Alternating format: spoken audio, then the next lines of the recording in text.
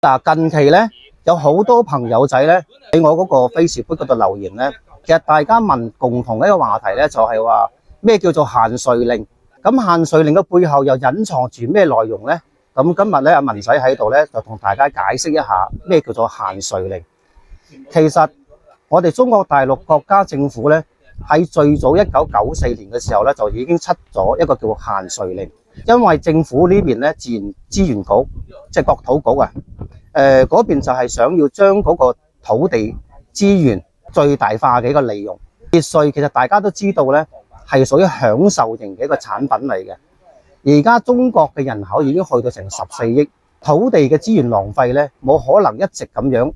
無限制咁樣去嘥咗佢嘅。咁所以1994年出台嘅一個限稅令開始，佢針對嘅係超一線嘅大城市，比方講我哋嘅首都北京啦，又好似上海啦。咁其實就係當年咧就已經係唔俾起別墅㗎啦。咁隨住咧近幾十年過嚟，政府一共係調整咗8次嘅。咁喺呢8次過程當中咧，咁包括我哋而家嘅一線城市，例如大家所熟悉嘅深圳啦，或者廣州啦，因為呢啲一線城市嘅人口基數咧已經超過2300萬，就連我哋嘅二線城市東莞啊、佛山都已經超過成800幾萬嘅一個人口基數。咁喺咁密集嘅一個城市入面咧，土地屬性咧就變得非常之彌足珍貴啦。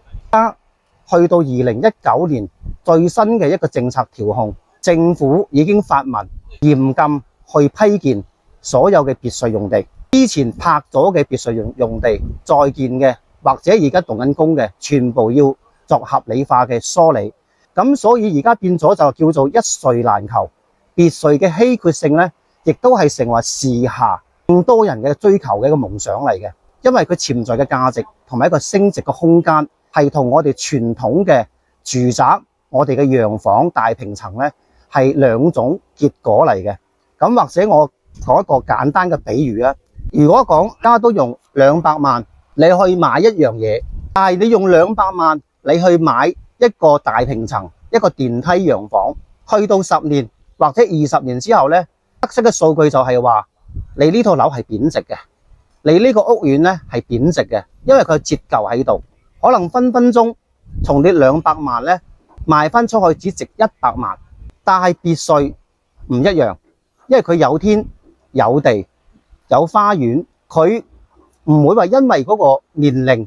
我哋講因為嗰個樓齡去到成20年、30年咧，佢就唔值錢啦。佢隨住時間佢越長，佢嘅升值空間就越大。同樣200萬嘅嘢，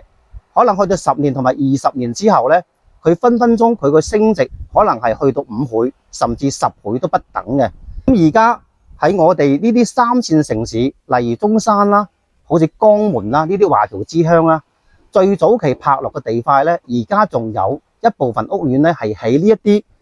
全別墅嘅一個大型嘅社區，我哋仲有機會可以去上車嘅。你諗下，200萬嘅總價，30萬嘅首期，你用最低嘅一個資金槓桿去撬動未來10年、20年，你翻5倍、翻10倍，試諗一下，你買咩產品可以有咁高嘅一個回報啊？都好多朋友佢都話：哇！我生活喺香港，我住喺香港，我工作亦都喺香港，翻大灣區買套別墅好遠喎。屌，講真啦，所謂嘅遠，只不過係對等嘅。